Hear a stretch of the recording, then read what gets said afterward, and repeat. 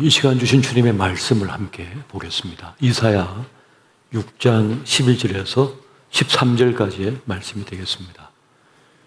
오늘 본문의 말씀을 다 함께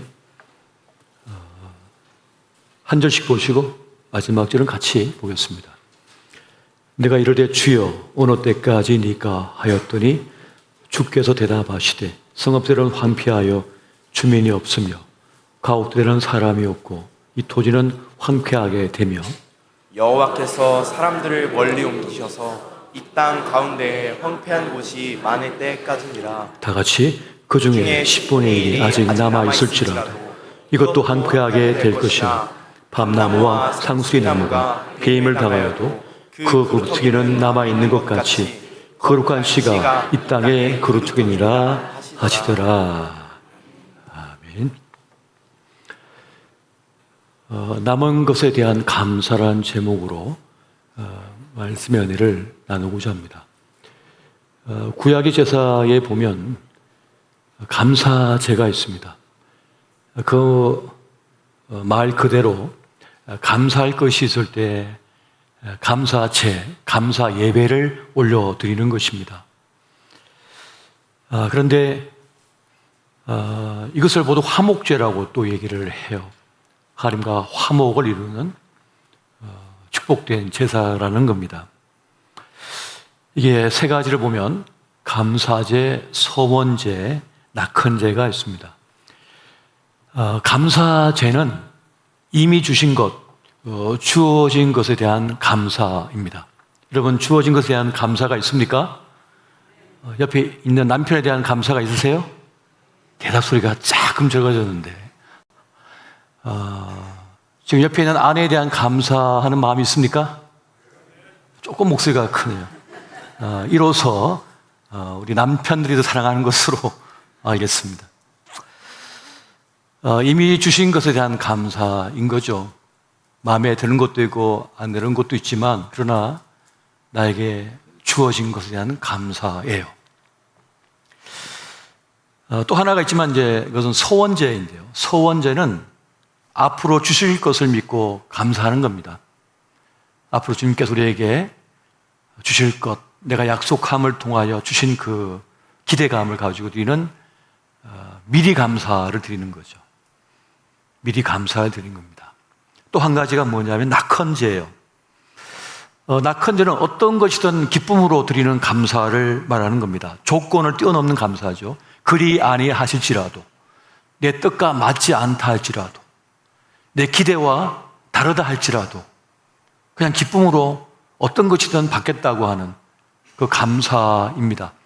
어떻게 보면 최고 등급의 감사라고 할 수 있겠죠. 그리 아니하실지라도 내가 감사하나이다. 사드락과 메삭과 아벳노고가 이제 푸른 불에 던져질 그 위기 상황 속에 놓여졌을 때 금신상에 절하라. 그러면 내가 살려주겠다 하는 왕의 회유에도 불구하고 우리를 죽이고 살릴 고난은 왕에게 있는 것이 아니라 하나님께 있습니다. 하나님께 우리를 살리지 않는다 하실지라도, 그리 아니하실지라도 우리는 그 금신상에 절하지 않겠습니다 라고 했던 그 고백의 모습인 거죠. 그리 아니하시라도 나는 감사합니다. 낙헌제라는 거예요. 오늘은 이 감사하는 것 중에서 이미 주어진 것, 남은 것에 대한 감사, 이것에 대하여 한번 말씀의 은혜를 나누고자 합니다. 성경 66권을 관통하고 있는 하나의 사상이 있습니다. 렘넌트 사상이라고 하는 남은 자 사상이라고 하는 것이 있습니다. 남은 자는 인간의 불순종 그리고 범죄로 인해서 구원의 역사가 단절된 위기 상황 속에 놓여질 때가 있어요. 하지만 그때마다 하나님께서는 시대마다 남겨두신 사람들을 통하여 그 구원의 역사가 지속되게 한다는 겁니다. 이어져 가게 하시는 역사가 있다는 거예요. 누굴 통하여? 남은 자를 통하여. 이게 바로 렘넌트 사상, 남은 자 사상이라고 하는 것입니다. 그래서 이사야는 이것을 거루터기 혹은 거룩한 씨라고 표현을 하고 있습니다. 소수의 남은 자를 통하여 구원의 경륜과 승리를 행하신다는 것이죠. 그래서 구약 성경에 보면 450회가 넘는 남은 자에 대한 언급이 있는 것을 보게 됩니다. 그렇게 볼 때 우리 창세기를 보게 되면 그 남은 자가 누굴까요? 노아와 가족 8명이었습니다. 그들이 남은 자였던 거예요. 그 남은 자를 통하여 하나님의 역사가 이어지게 하셨던 그 놀라운 장면을 보게 됩니다. 열왕기상 19장 18절에 보면 엘리야가 하나님께 그렇게 말합니다. 아합과 이세벨에 의하여 다 죽임당하고 나만 남았습니다. 나만 남았습니다 했을 때 뭐라고 했습니까? 아직 바알과 아스라에게 절하지 않은 7,000명을 내가 남겨뒀다라고 말씀하죠. 그 남은 자를 통하여 역사하신다는 거예요. 이게 바로 남은 자 사상이라고 하는 것입니다. 이게 하나님의 방식이에요. 하나님의 일하시는 방식은 바로 이러하더라는 것입니다. 로마서 11장 5절 말씀을 보면 이런 말씀이 있습니다. 같이 한번 볼까요? 자, 시작. 그런즉 이와 같이 지금도 은혜로 택하심을 따라 남은 자가 있느니라. 지금 이 시대 속에서도 하나님께 택함을 받은 남은 자들이 있다는 거죠. 그들을 통하여 하나님께서 구원의 위대한 역사들을 펼쳐간다는 겁니다. 다 떠난다 할지라도 남은 자가 있다는 거예요. 남은 자가 그 역사를 이룬다는 것입니다. 요한계시록 12장 17절 말씀 같이 한번 보겠습니다. 같이 봅니다. 시작. 용이 여자에게 분노하여 돌아가서 그 여자의 남은 자손 곧 하나님의 계명을 지키며 예수의 증거를 가진 자들과 더불어 싸우려고 바다 모래 위에 서 있더라. 사단이가, 용이 여자의 후손들 가운데 남은 자들이 있다는 거죠. 그들은 주님의 계명을 지키는 자들이에요. 계명을 붙들고 사는 이들이 있다는 거예요. 예수를 증거하는 자들이라는 거예요. 그들과 맞상대를 한다는 거예요. 지금 우리 시대에 우리가 그 모래 위에서 용과 사단과 지금 싸운다는 겁니다. 영적 전쟁이 지금 벌어지고 있는 거예요. 우리가 그냥 일 열심히 해서 건물주가 돼가지고 혹은 좋은 차 타고 명품 걸치고 가는 것으로 만족하는 세상 속에서 그런 싸움이 아니고 그런 월급 더 받기 위한 싸움이 아니라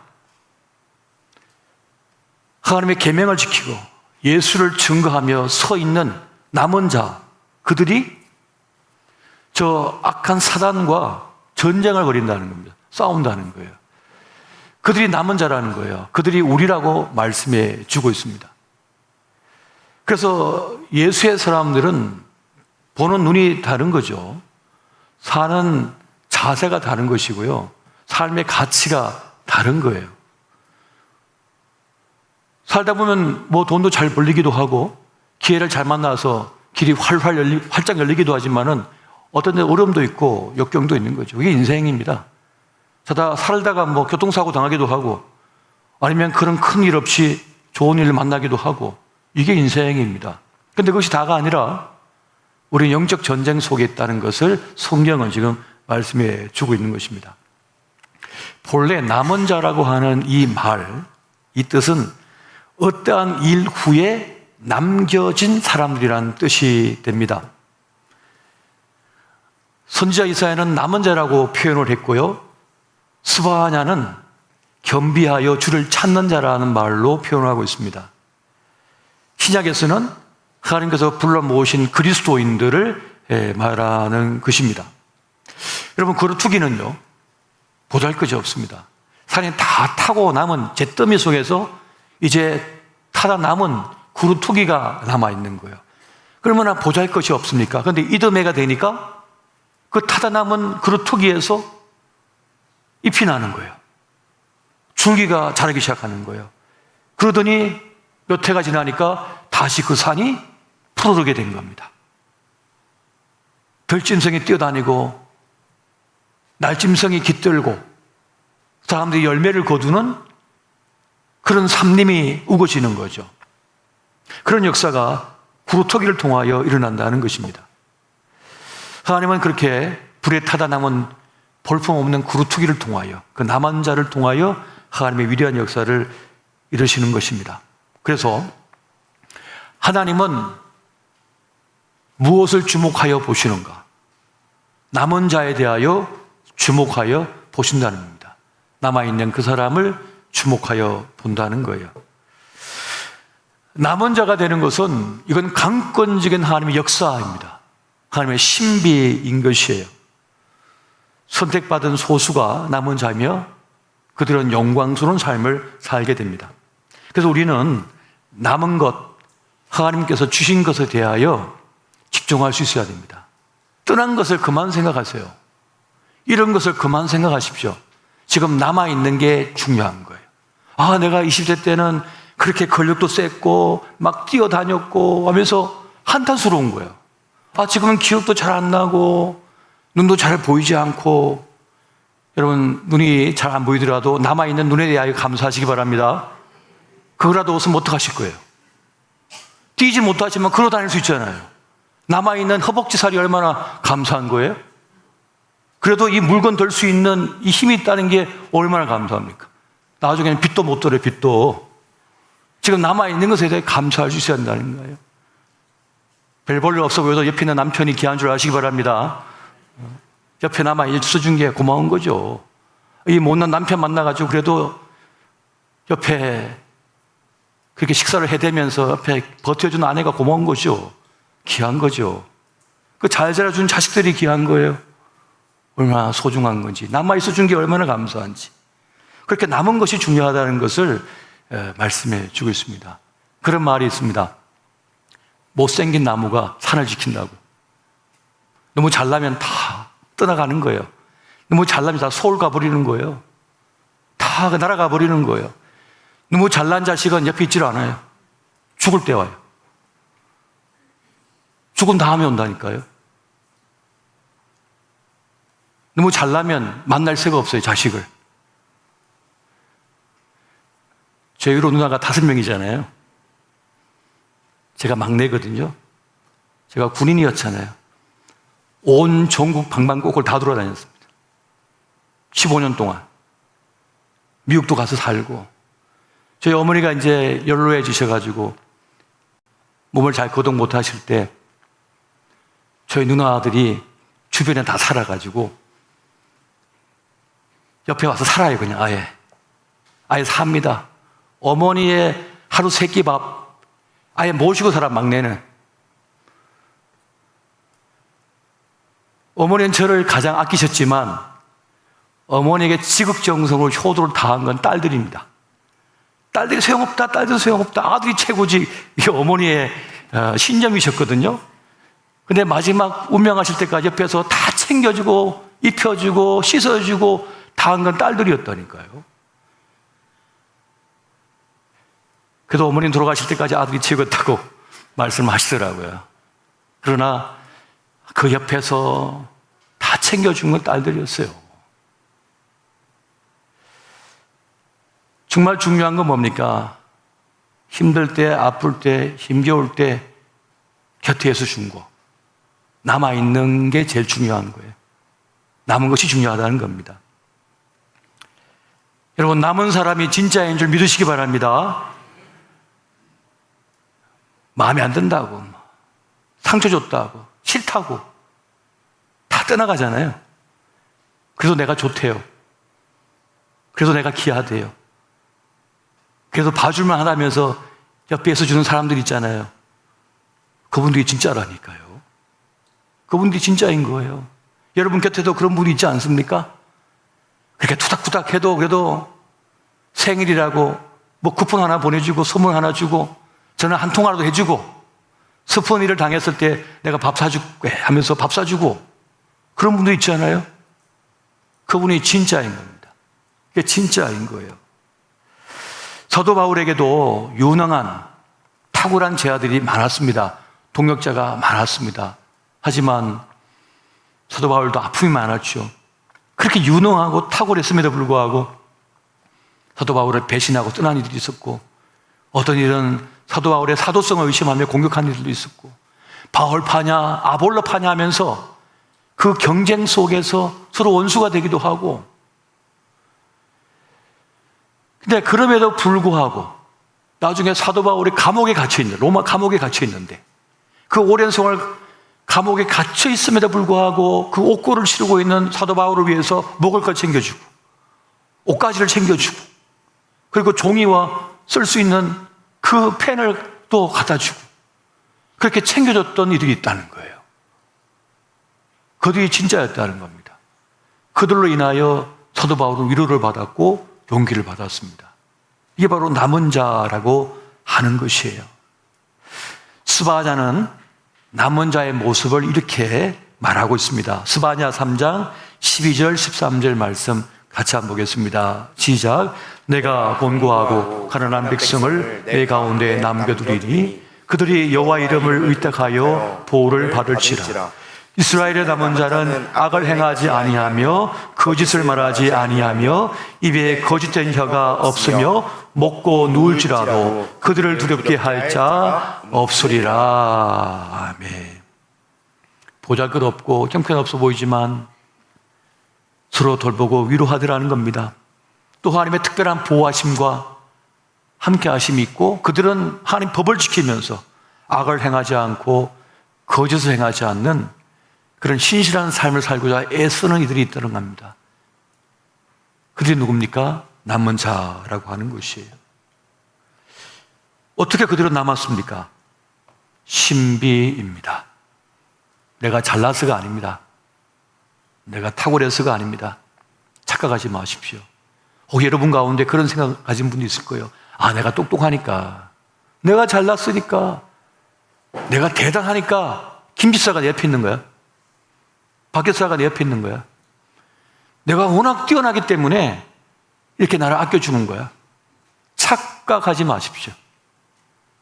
여러분보다 더 뛰어난 사람 세고 셌습니다. 더 똑똑한 사람 날고 납니다, 지금.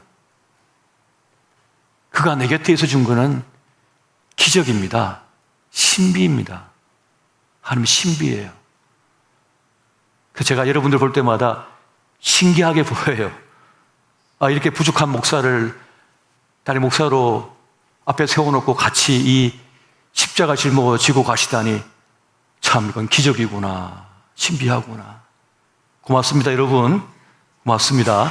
이 자리를 빌어서 고맙다는 말씀을 드립니다. 하나님께서 주신 사람들이 있는 거죠. 주님께서 함께하게 하신 일이 있는 거죠. 고마운 것입니다. 참으로 기쁜 일인 것입니다. 나는 알 길이 없습니다. 단지 남아 있다는 그 사실이 중요할 뿐입니다. 그래서 하나님의 사람들은 하나님께서 주신 것, 하나님께서 남겨주신 것에 대하여 감사할 수 있어야 됩니다. 나의 건강이 있다는 것, 아직 나에게 지혜가 있다는 것, 나에게 믿음이 있다는 것, 내 곁에 좋은 사람들이 있다는 것. 이것에 대하여 우리는 감사할 수 있어야 된다는 것입니다. 여러분, 사도 바울이 강력했던 이유가 있어요. 사도 바울은 사실 기독교 역사 속에서 정말 대단한 인물이거든요. 그가 아니었다면 지금 이 유럽과 이 신약 성경의 이 수많은 기록들, 이 기록들을 통하여 우리가 믿음의 역사를 이룰 수가 없어요. 그건 정말 대단한 사람입니다. 그런데 그가 궁핍함에도 또 부함에도 어려움 속에서, 역경 속에서도 일체의 비결을 배웠다고 말씀합니다. 자족하는 마음이 있었다고 말해요. 그것은 무엇을 말하는 것입니까?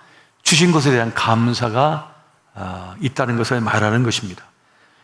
그래서 내게 능력 주신 자, 내가 모든 것을 할 수 있다는 그 고백은 어떤 것이든 주님께서 주신 것이니 감사함으로 받겠다는 그 의지가 있기 때문이었다는 거예요. 그래서 그는 남겨진 것에 대하여 강력했기 때문에, 주명했기 때문에 누구보다 탁월한 삶을 살아낼 수가 있었습니다. 사실 우리 인생은 말씀드립니다마는 1년과 투성입니다. 시간이 거듭될수록 점점 모든 게 빠져나가요. 이전에는 당연하다고 여겼던 모든 것이 사라져버리고 맙니다. 하지만 하나님께서 나에게 남겨주신 것이 있어요. 나에게 남겨주신 것이 있어요. 은혜로 주신 것들이 있다는 것입니다. 그래서 하나님의 사람들은 이런 것만 보지 않습니다. 남겨진 것을 볼 줄 압니다.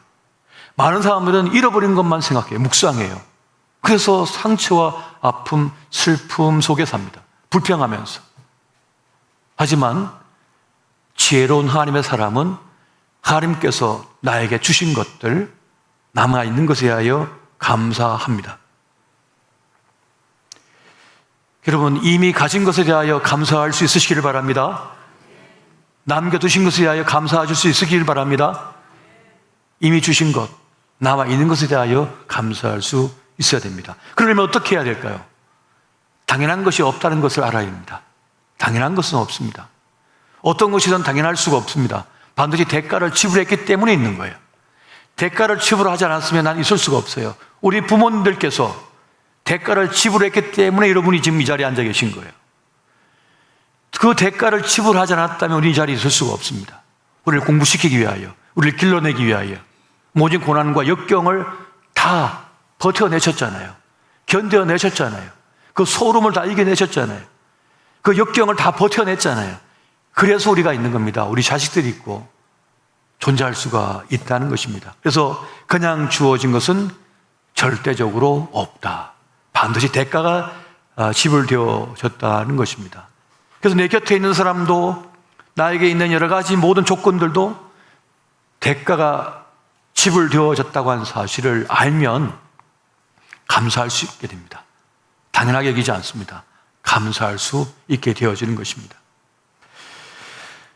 우리는 사실 완벽하지 않죠. 부족한 것이 많습니다. 미숙합니다. 때로는 무지합니다. 그래서 실수가 많습니다. 하지만 하나님께서는 그 부족해 보이고 연약해 보이고 보잘것없어 보이는 그 그루터기, 볼품없는 그루터기, 남은 자를 통하여 일하고자 하십니다. 이것을 이렇게 설명하고 있잖아요. 고린도전서 1장 26절부터 30절까지 제가 좋아하는 말씀인데 우리 한 절씩 보시고 마지막 31절 같이 한번 보겠습니다. 형제들아, 너희를 부르심을 보라. 육체를 따라 지혜로운 자가 많지 아니하며 능한 자가 많지 아니하며 문벌 좋은 자가 많지 아니하도다. 그러나 하나님께서 세상에 미련한 것들을 택하사 지혜 있는 자들을 부끄럽게 하시고 세상에 약한 것들을 택하사 강한 것들을 부끄럽게 하려 하시며 하나님께서 세상의 천한 것들과 멸시받는 것들과 없는 것들을 택하사 있는 것들을 피하려 하시나니 이는 아무 육체도 하나님 앞에서 자랑하지 못하게 하려 하심이라. 너희는 하나님으로부터 나서 그리스도 예수 안에 있고 예수는 하나님으로부터 나와서 우리에게 지혜와 의로움과 거룩함과 구원함이 되셨으니 기록된 바 자랑하는 자는 주 안에서 자랑하라 함과 같게 하려 함이라. 아멘. 우리는 정말 부족하고 연약합니다. 그런데 주님은 우리를 귀하게 쓰시고자 원하셔서 다듬으십니다. 그 불타있는 그 구루터기를 다듬으셔요. 깎아내셔요. 그래서 아름다운 작품으로 만들어내시는 거죠. 하나님은 우리에게 완벽한 사람을 주신 적이 없습니다. 완벽한 장로님 주신 적이 없습니다. 완벽한 권사님 주신 적이 없습니다. 완벽한 아흔 집사 주신 적이 없습니다. 완벽한 집사 주신 적이 없습니다. 완벽한 성도 주신 적이 없습니다. 완벽한 교사 주신 적이 없습니다. 완벽한 찬양대원 주신 적 없습니다. 완벽한 목사 주신 적이 없습니다. 우린 다 부족하고 연약했어요. 근데 주님께서 우리를 다듬으시는 거예요. 주님 원하신 방향으로 다듬으시는 거예요. 깎으시는 거예요. 깎으시는 겁니다.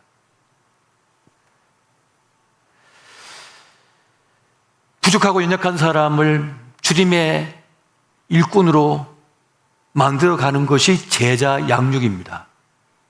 주님의 사람으로 다듬어 가시는 거예요. 그래서 우리는 완벽한 사람 주시지 않는 것에 대하여 불평해서는 안 됩니다.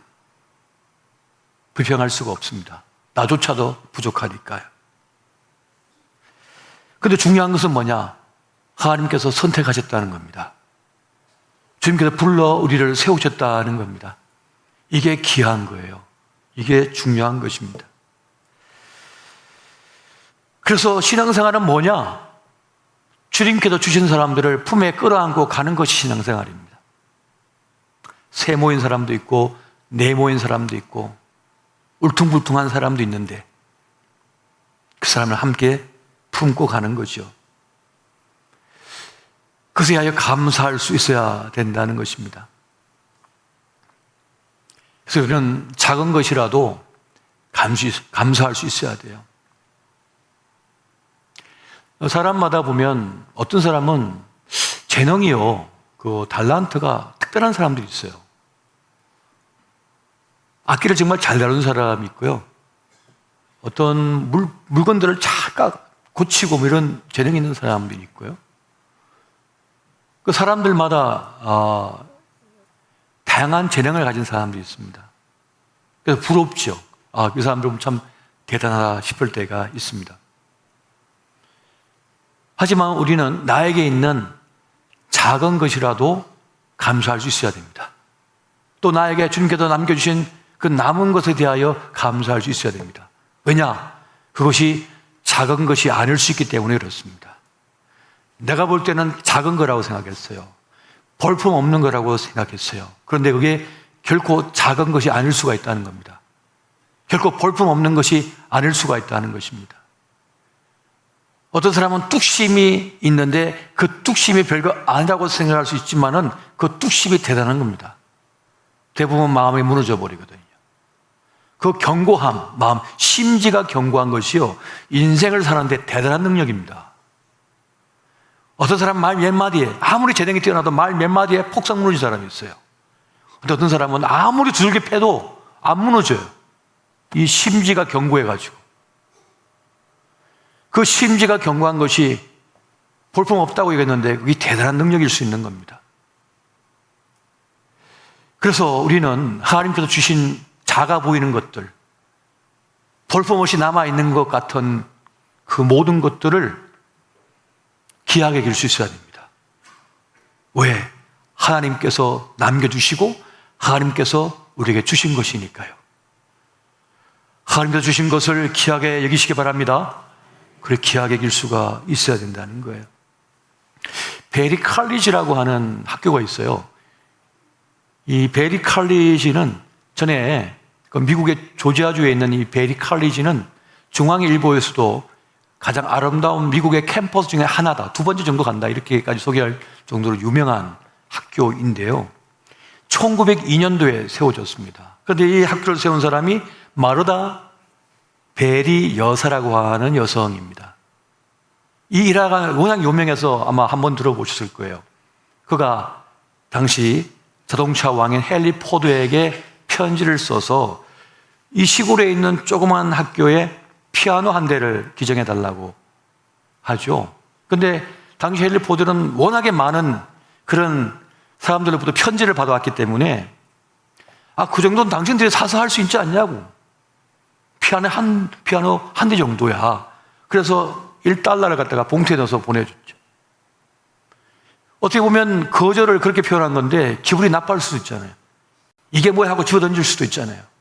근데 그 $1를 가지고 땅콩 종자 씨앗을 사가지고, 물론 그때도 $1는 작은 돈은 아니었습니다. 1902년도였으니까요.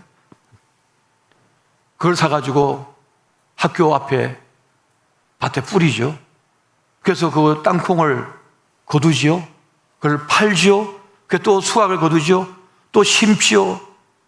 해서 배당금을 헨리 포드에게 보냅니다. 그 배당금을 헨리 포드에게 보내고 5년 만에 피아노를 구입했다고 편지를 씁니다. 나중에 이 사실을 한 헨리 포드가 너무너무 미안한 마음이 들어요. 이런 열정과 헌신을 가진 교사라면 내가 도와줘야겠다 하면서 거기에다가 엄청난 액수를 기부를 하죠. 그래서 그곳에 이 멋진 캠퍼스가 세워지게 된 거예요. 그게 바로 베리 칼리지라고 하는 학교입니다. 정말 작아 보이는 작은 것, 그걸 하나님께서 주신 거라고 생각한 거예요. $1가 뭐라고? 이게 뭐 대단한 거라고. 하지만 우리가 기도하고 편지를 썼는데 이것이 $1가 왔는데 이게 모욕이라고 생각할 수 있잖아요. 근데 그렇게 생각하지 않은 거예요. 이 작은 것이지만 하나님께서 우리에게 주신 거다라고 생각한 거예요. 하나님께서 주신 거니까 이건 함부로 할 수 없다고 얘기했던 거죠.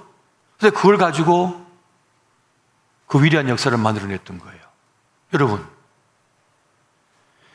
겨자씨만한 믿음이 얼마나 위대한 역사를 이루는지는 우리 주님께서 하나님 나라의 비유로 쓰셨잖아요. 겨자씨 비유를 가지고 하나님 나라의 비유를 쓴 거예요.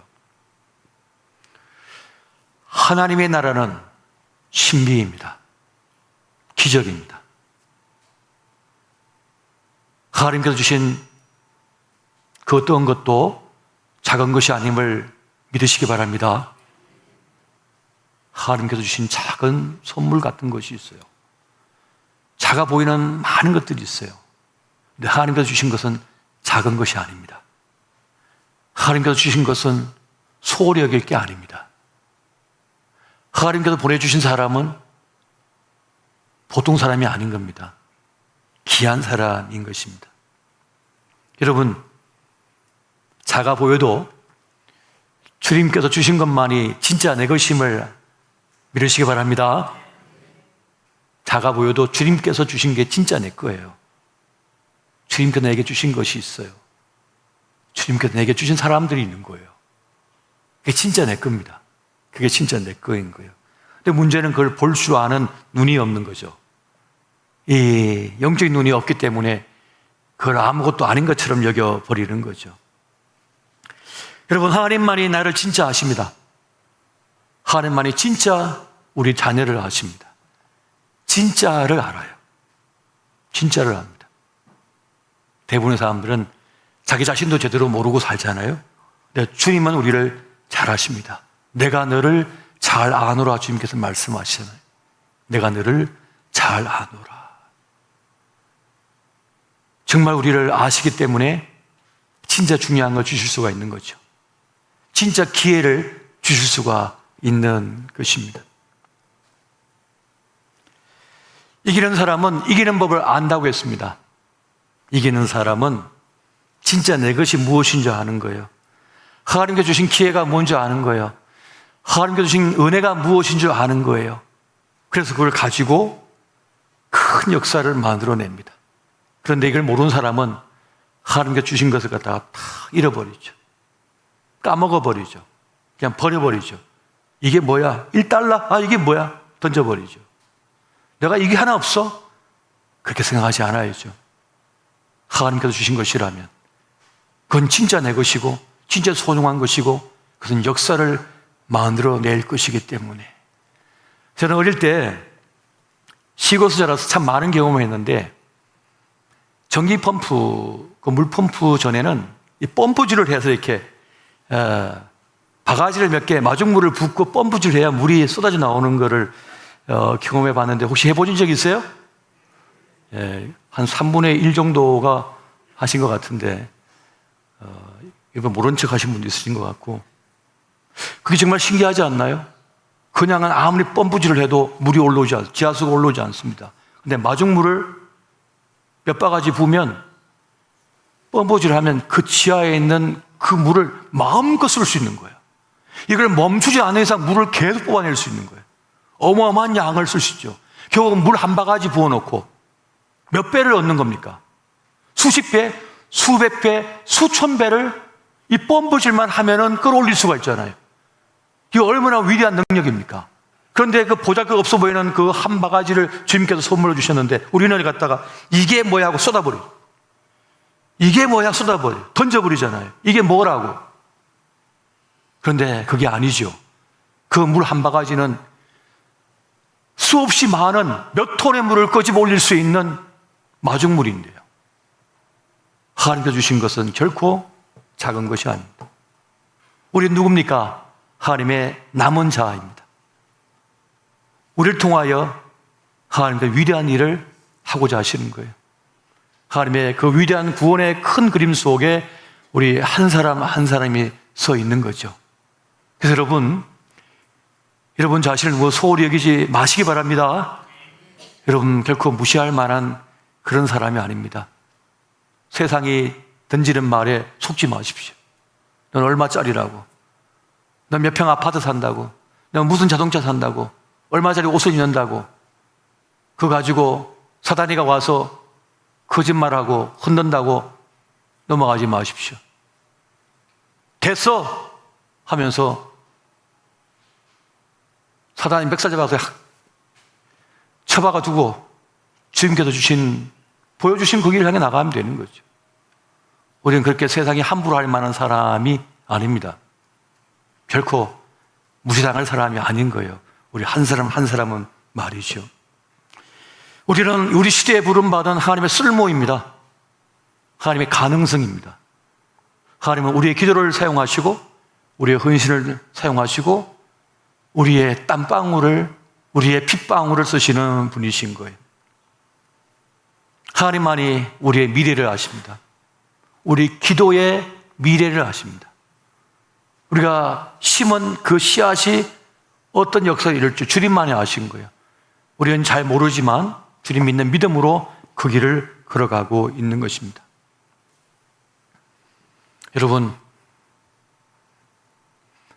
주님께서 세워주신 자리, 주님께서 불러주신 자리, 하나님께서 우리를 통하여 일하고자 하는 그 부르심에 기꺼이 여러분 자신을 바치시기 바랍니다. 주님 나를 사용하여 주옵소서. 내 기도를 사용해 주시고 우리 자녀를 사용해 주시고 하나님의 뜻 가운데 살게 하여 주옵소서. 우리 자녀를 바라볼 때마다 눈물이 나지 않습니까? 내 목숨보다 귀한 자식들, 이 아이들이 이 세상을 존귀롭게 살아가야 되는데, 영광스럽게 살아가야 되는데 어떻게 세상에 맡길 수가 있습니까? 세상에 맡겨놨더니 세상이 다 망쳐버렸잖아요. 하나님께 맡겨야죠. 하나님께서 역사하셔야죠. 우리가 하나님의 쓸모가 되고 하나님의 남은 자인 것을 알게 되면 그걸 깨닫는 순간 우리는 이 세상에서 함부로 살지 않게 됩니다. 세상 말에 휩쓸리지 않습니다. 자기의 삶을 신실하게, 진정성 있게, 바르게 살아가게 되는 것입니다. 어느 사이에 무더웠던 여름이 지나고 가을의 길목에 서 있습니다. 가을은 사색의 계절이라고 하는데 우리에게 말씀 묵상의 계절이 되기도 합니다. 이때 나의 있음이 어떤 의미인가? 나를 통하여 주님께서 무엇을 하고자 하시는가? 주의 부르심 앞에 단단히 서서 그렇게 멋지고 존귀한 생의 길을 걸어가시는 저와 여러분 되시기를 예수 이름으로 축원드립니다.